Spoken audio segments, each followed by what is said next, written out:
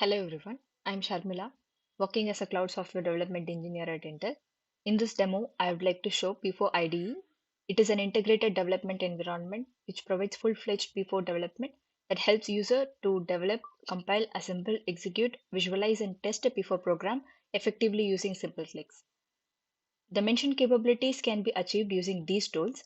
Many of these are Intel specific, which we have generalized for this demo. The first one is the P4 language server VS Code extension, which we integrated as part of IDE. It enables syntax checker and highlighting, auto completion, and provides a snippet for basic code structures. The next is compiler and bin utils. It facilitates compilation, assembling, linking, and artifact generation. Then the P4 view helps visualizing resource utilization details of a P4 program in an interactive manner. The P4 debugger provides the functionality to add breakpoints and debug the P4 as well as the assembly files. Next is P4 testgen. It helps in creating STF files with sample and expected packets and helps in configuring rules, send and receiving packets, and validating the same with output packet generated in the STF files. We have both simulator and hardware plugin support where user can start data plane, control plane, configure rules, then send and receive packets in both simulator as well as in the machine which is connected to the actual hardware. Now let's get started with the demo. P4 IDE is a VS Code extension integrated with many P4 tools. Now I have opened up Microsoft VS Code in which P4 IDE extension is already installed. This will be the welcome page when anyone opens up VS Code. Now I have already opened up a folder which contains the main P4 and its supporting files using this open folder option. So here the main P4 is the L2 forward.p4. So on clicking the main P4 file, user can see three icons here along with P4 icon. So the first one is the compile icon, followed by build and set compiler configurations icon. So by clicking P4 icon, user can view different flows which is possible, which are software execution, hardware execution, visualize, debug, and test. Whereas the compile and build is already included in these standard icons. So let me start with compile and build options first. But before we go to that, let me show set P4C configurations icon. On click of which user can set compiler configurations like include path, then select required artifacts which needs to be generated out of the compilation, etc. Now let's consider that I have pre-configured these settings. Uh, Now when user clicks at the compile icon or compile or build icon, then a text window opens up for you to check the command like any standard IDE. So on click of proceed, this command will get executed and the required artifacts and package files or assembly files will be generated based on user requirement. So now I have already built the package and created the other files based on the compiler configurations or configurations which we have set earlier. The built artifacts can be seen under artifacts folder here. Now let's get started with the software execution flow. On click of software execution, user will be able to see four different icons which are enabled over here.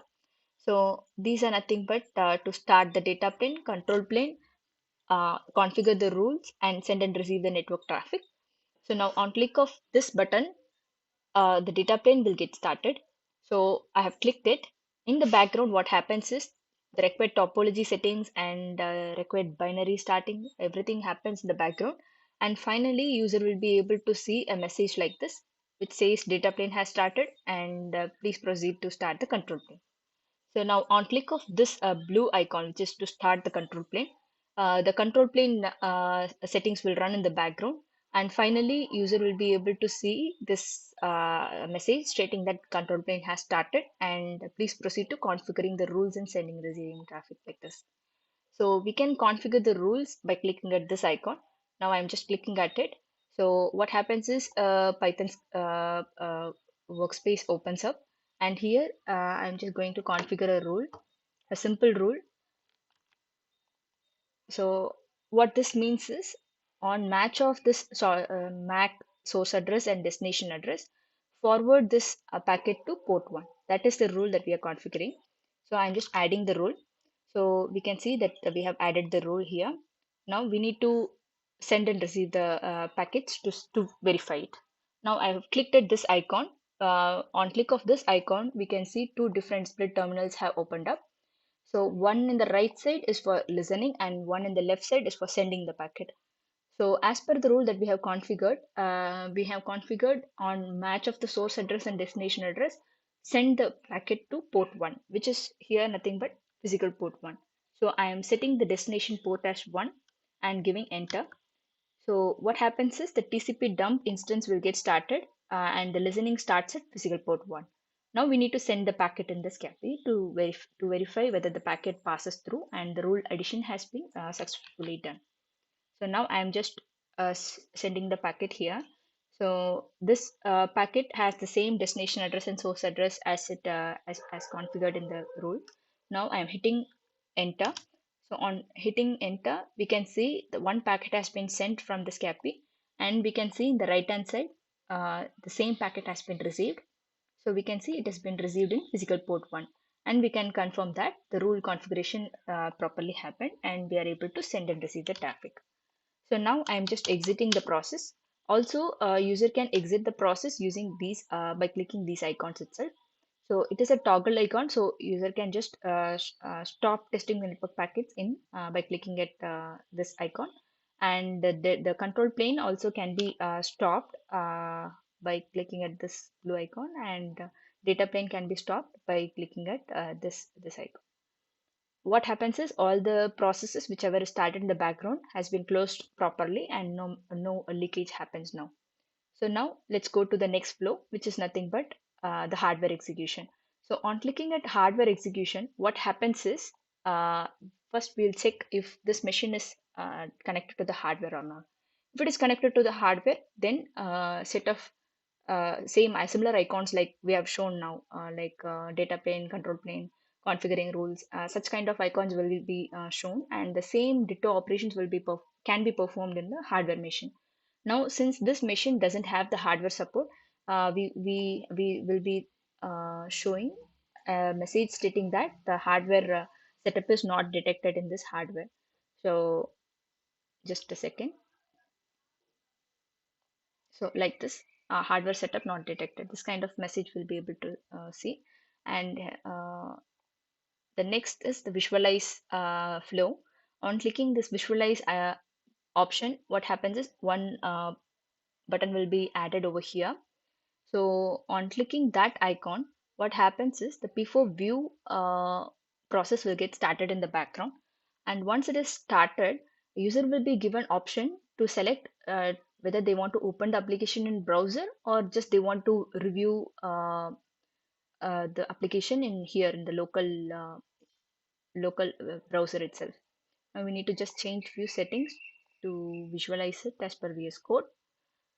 Now on click of this, we can see that P4 view or P4 Insight application has loaded properly, and the user can open their application by scanning their project folders. And on successfully loading the folders, user will be able to see these options enabled. So one a simple one which I would like to show is the table resource utilization. So on click of that, the user will be able to see the list of tables as well as percentage utilization. So here there is no constant is configured in the P4 and hence the utilization is 0%. And with this data, user will be knowing that 100% of availability for this table is there, and they can configure that much number of rules and entries in there during the runtime. So the similar kind of thing we can see in IRB also. Here we are providing aggregate information about all the tables as well as headers. Under tables, we can see names, keys, actions, default actions, all those things with respect to table. And under header tab, user will be able to see what are all the different headers configured and their own fields configured. So this is with respect to P4 Insight. Now let me stop the P4 Insight process and get going the next flow. It's nothing but debug flow. So on click of this debug flow icon, what happens is two different icons will be opened up.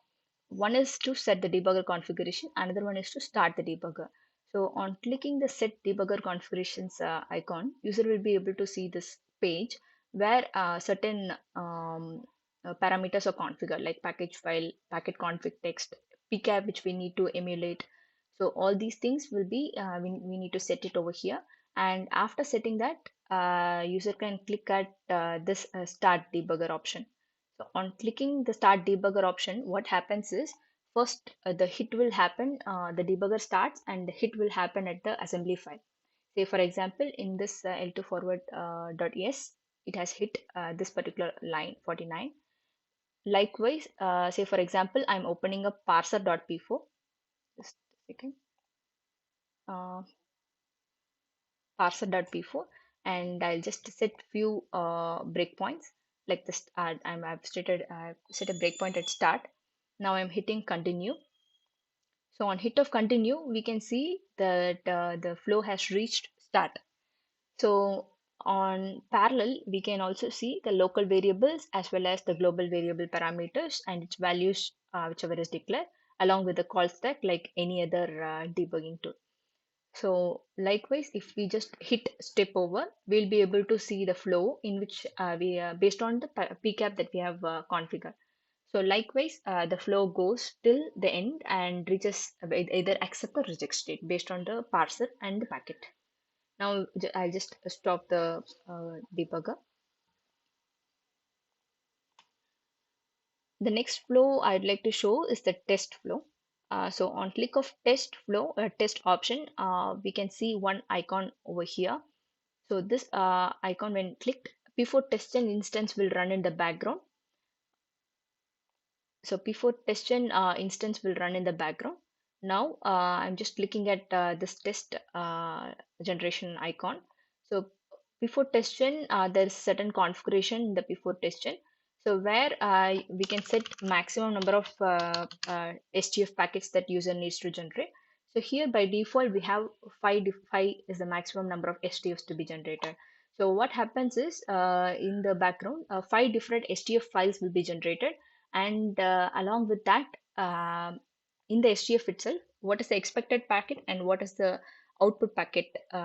Expected packet and the input packet will be there in the STF file, and that input packet will be sent to the entire model, and the data plane, control plane process, everything is automated in the script.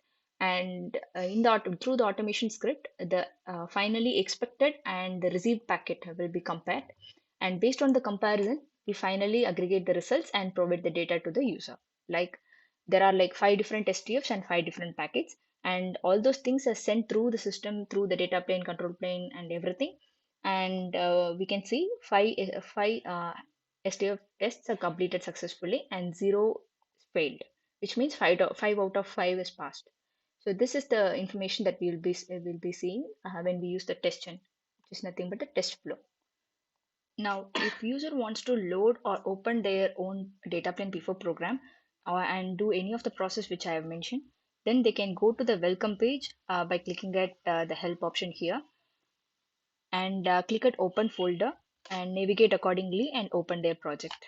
So this is one case, but if user wants to create their own P4 project and package based on custom P4 means, then that is enabled by clicking at this P4 icon, and by selecting all P4 Studios icon, user will be able to see this create P4 button. By clicking at it, user can create their own P4 programs also in order to work within the IDE. So the list of steps, whichever I have demonstrated now, are explained as walkthrough and integrated in this P4 IDE extension itself. Anyone using P4 IDE can refer to this by navigating to the welcome page and clicking P4 Studio walkthrough. Or the same thing can be opened up by clicking at this P4 icon and clicking at P4 Studio walkthrough. So if we see the walkthrough, then all the steps whichever I have demonstrated now are captured in the GIF format for easy understanding, as well as the list of steps are also documented here by clicking at this hyperlink. The list of P4 tools that whichever are integrated in P4 IDE and their documentations can be referred by clicking at this P4 Studio Tools user guide. So if user clicks at it, then a browser will be launched where the documentation for each and every tools will be opened up.